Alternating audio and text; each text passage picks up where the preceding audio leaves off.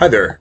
We'd like your technical assistance in order to create a better food forest that we're designing on the south side in San Antonio. I'm going to give a little bit of overview about who we are, what the project is, and what our questions are, and hopefully give you some methods to get us some feedback so that we can build a better project together. So we are the Food Policy Council of San Antonio. We are an all-volunteer group that's been operating since 2012 in the city. And we have monthly meetings for the general public, open on every third Wednesday of the month. And we have a number of different initiatives and work groups, everything ranging from trying to enable schools to have better gardens, to working on equity issues, to increasing the legal number of chickens you can have. We increased it from 3 to 8 a couple years ago. We've reduced zoning restrictions so that it's easier to start an urban farm throughout the city. And our Healthy Corner Store initiative services about 25 mom and pop convenience stores and food deserts now, working with the city to provide incentives to carry more healthy produce. But the initiative that we're talking about today is our food forest on Padre Park. This gives you a little idea about where the location is in general for the project, and we're going to go through a little map of the property so that we can see the various aspects to improve it and make sure that it operates as well as it can. So one thing to note is this red triangle on the far left here is an exclusion zone that the Texas Historical Commission has asked us not to excavate because it may contain a historic acequia from the Spanish colonial days. But what I want you to think about as we go through the project is how can we design for better water management, for better soil management, and to suppress the weeds over the course of a long time to reduce our ultimate labor in order to maintain this community asset. So we'll talk about water first. The location where the water access is on this corner of the property. We have a 1.5-inch diameter line that's attached to a meter that goes through a backflow, which is active and would provide us enough water to be able to supply the two growing areas that we're considering according to our engineers. But there's also a 4-inch backflow that has large amounts of water going through it that we may be able to tap into as well. As we move in, we'll have to trench our irrigation line to go through. Now we shouldn't need to bury it too deeply, but we do know that this area of the San Antonio River Walk is going to have to be crossed. So we'll have to go under it or go through it in such a way that we can get the water to the remainder of the property. Now, a couple other things to note about the water management for the property in general. One is that it's in a floodplain, which is part of the reason we think it's so tempting to use as an example site. We think that of the hundreds of acres of floodplains throughout the rest of the city and county, this could be an example for ways to use that land productively, since you can't build houses or businesses in it. So one way that flood drainage ends up working on this site is through this central channel, which drops about 10 feet and gets a lot of moisture retention at the bottom after large rain events. Now, obviously, it means we can't plant trees directly in the bottom of it because they could drown or be oversaturated, but on the ridges, just like this large native pecan tree that's already here, there's a fair amount of moisture that they get to use to end up getting larger, and we, as agriculturalists, can think about this water retention as a resource as long as we build around it properly. Something else to note is that while we won't be able to do this in the first several months, there have also been proposals to be able to draw water from existing sources, either from the San Antonio River or from this kind of retention area that abuts the property. We would be able to use solar panel pumps in order to bring that water up and then contain it inside this historic concrete cistern that was built for that purpose but hasn't been used for many years. Ultimately, that would allow us to use existing resources as opposed to just needing to pull in from municipal water service in order to water our crops. So where are we going to be growing these various crops? We have a couple different areas that we're considering. This spot here, we think, would be a good area for maybe berms and swales, which are small ridge and valley areas in order to slow the progression of water.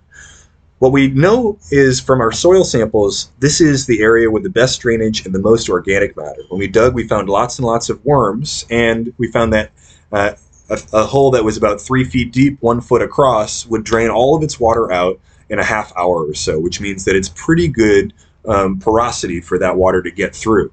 Now that means that it's going to be a good cultivatable space for a number of different crops should we consider it. Now, we want your feedback on how to use this space most effectively, what crops should end up being cultivated here, what should the configurations be, all sorts of questions like that. This is an example of what the Festival Beach Food Forest looks like, which is in Austin. And one of the important questions that I also want you to consider is how do we suppress weeds through this? Once we put irrigation down, there's going to be a lot more heavy grass cover and all sorts of other things as well. The way that Festival Beach chooses to deal with this is with a technique called sheet mulching, where you put down large pieces of cardboard and then mulch over the top. Now, that usually requires about once a year application of large amounts of mulch, but still a fair amount of grass ends up coming through. Now, in a relatively organic setup, which is favored by a lot of permaculturalists, then this is a technique that's pretty heavily favored. We want to know if this is a technique that you like and you think would manage well in this area. Now, another one of our growing areas is a little bit different on the other side of that central drainage area. This large field area has substantially lower quality soil. Less organic matter, you can tell from the picture, and after a half hour, not all of that water had drained out, which means that it's not quite as permeable. Now, that means a couple different things. One is probably we should try to amend that soil, and one option we have for that is working with New Earth Compost. They've offered us up to 45 cubic yards of Cosa compost for free, donated to the project, which might be able to help us increase the organic matter and ultimately the soil retention, soil moisture retention for that area. Now, this may end up being a good location for pecan trees, partially just because there are already a couple large native pecans that are in this area despite that not great soil. But if we're going to be managing the weeds, then we have to come up with a good strategy in order to do that. One way that we might consider is to have tarps or landscaping fabric put down around each individual tree and then having edging and then rock gravel on top to make it very difficult for things like Bermuda grass to find purchase in that soil directly around. Now, ultimately, there will be large canopies if we have relatively large trees in that area, which will mean that Bermuda grass cannot survive because there's not enough sunlight. But for the first several years, we really have to be diligent in order to control those weeds directly around those trees to make sure it's aesthetically pleasing, but also that it doesn't outcompete those plants. Now, the county, which owns this park, has said that they will continue to mow grasses where we want them to, as long as they're already mowing in those areas. If we have relatively clear dividers around individual trees like this method, then perhaps it would also make it relatively clear for them to not cross over and potentially mow or damage all the other crops that we have planted around. Now, if we were to plant a more orchard variety here, then we could have many different plants scattered throughout. If there were pecans, for example, there could be figs in between, and we could produce a relatively large yield in such a large space. Now, the relative amounts of space that we're looking at here, this brown area is about 1 acre or so. This red exclusion zone is almost 1 acre, and then the remainder is about 2 more acres. Now, that's relatively rough, but it gives you a little bit of an idea how much we can produce. On this brown area, for example, that means about 30 pecan trees planted about 60 feet away from each other, with other trees planted in between. Now, this yellow area is a little bit of an anomaly compared to the other sites or parts of the site that we're looking at. There is a concrete foundation from a historic groundskeeper's home here, which we wouldn't want to remove because it would be too costly. And then there's a very large pile of sand that was removed from a baseball field that was on the adjacent park at Mission County Park many years ago. So that sand pile has a bunch of weeds in it now, but also as a result, obviously the soil is not really rich. Now, we have an option of potentially trying to spread that sand over the remainder of the property, or we could potentially use it as another resource, such as sloped seating, to spectate an area where there was some education taking place on that foundation. Now, an outdoor classroom is something that a lot of different individuals have talked about. We want to make sure that education is an essential part of the space, but it doesn't necessarily have to happen in this configuration. It could happen throughout the property. It could happen on a different part of the site. All of these design questions are very open to our discussion and our consensus building. What we really want to do is come up with a collaborative approach to figure out where we should build, how we should build, what we should plant, how we should grow it, and all these other questions through this iterative design process. Something that we've been talking about recently is that there's a bit of parking areas that is probably how most people will be approaching the site. While you can use bikes along that Riverwalk area that we looked at earlier, most people are probably going to be driving, and they'll need a pathway in order to get to that primary site. One way that we could do this is by planting nopals and other dryland area crops that don't require really robust soils, and then create a pathway with those nopals, prickly pears, etc., in order to guide people towards the ultimate site.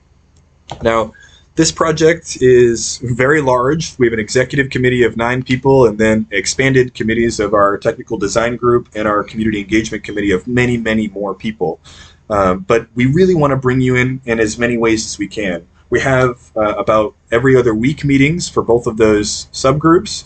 We also have a large community event that's coming up on October 16th. That's going to have free food giveaways, sandwich giveaways, probably some acoustic music, and we'll be able to walk the site together, and you can offer your suggestions as you kind of explore the site on your own. We have a survey that's attached at the bottom of this video that allows you to give feedback on what crops you're interested in, what type of features you'd like to see. And then through our individual committee processes, like our design committee, specifically for these questions, we'd really like you to weigh in. If you can't attend the meetings, that's totally understandable. We just want you to be able to submit that information directly to us through email. And we're just really excited to have you engaged and involved in the process. So hope to see you out there on the site at Padre Park, and looking forward to participating with all of you and answering these technical questions. Thanks.